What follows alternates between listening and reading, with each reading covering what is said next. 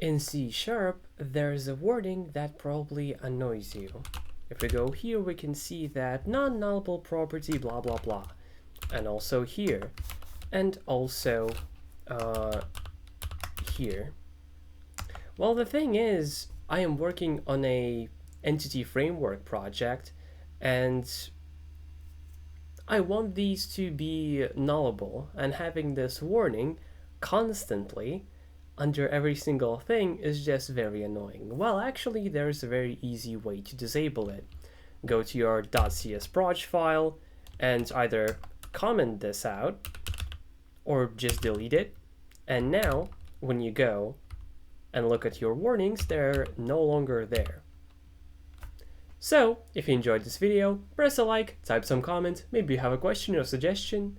Definitely subscribe so don't miss my content, but most importantly, stay fresh, cheese bags, and I'll see you in my next video. Bye bye!